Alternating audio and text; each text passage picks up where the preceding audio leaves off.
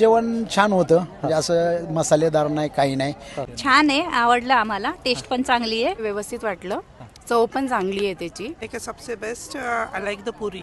जे मला पनीरही आवडलं आणि ती मिक्स भाजी होती, ती रोटी पण छान. नाव आहे ओंकार श्याम काडगावकर आणि माझा अनुभव खूप चांगला होता इथं.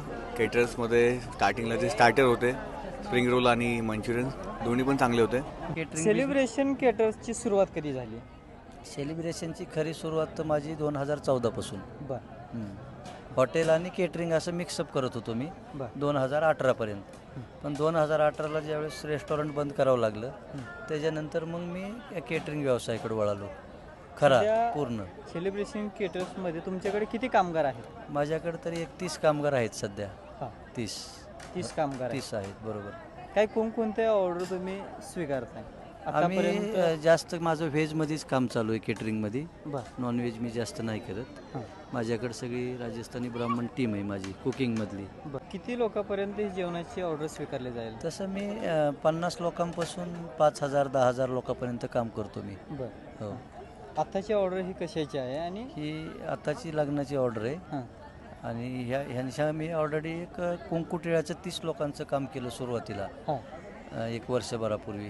नंतर ह्यांना ते आवडलं, त्यांनी मला एक साखरपुड्याचं परत दिलं 250 लोकांचं. बरं ते आवडलं, त्यांनी मला हे लग्नाचं 1500 लोकांचं दिलं. आणि त्यांना फक्त असाच एक रेफरन्स कुठून तरी भेटला होता माझा. बरं ॲक्च्युली ह्या केटरिंग लाईनमध्ये विश्वास खूप महत्त्वाचा आहे. क्वालिटी सर्व्हिस, पुन्हा बाकीच्या गोष्टी, जेवणाची मटेरियल सगळं.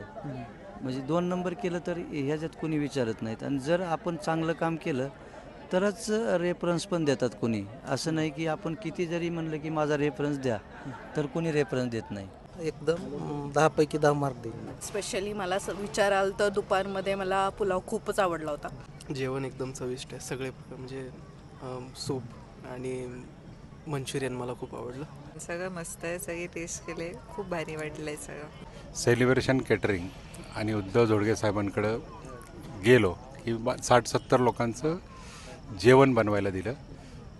आपल्या सुपारीसाठी फोडत होतं ते टिळा करण्यासाठी. तेव्हा जे मागवलं सर्व पाहुण्यांना अतिशय जेवण आवडलं. मग एंगेजमेंट होती, मग एंगेजमेंटलासुद्धा मी त्यांचं जेवण मागवलं. ते सुद्धा एवढं उत्कृष्ट होतं की प्रत्येक ॲटम सर्व्हिस सगळ्या गोष्टी उत्कृष्ट असतात. आणि आज तर लग्नाचं आहे, मला प्रत्येक पाहुणा हा आवर्जून सांगत होता किंवा जेवण एकदम मस्त होतं, तुमची अरेंजमेंट हे सगळं जे काय डेकोरेटिव्ह दिसतंय ते खूप छान.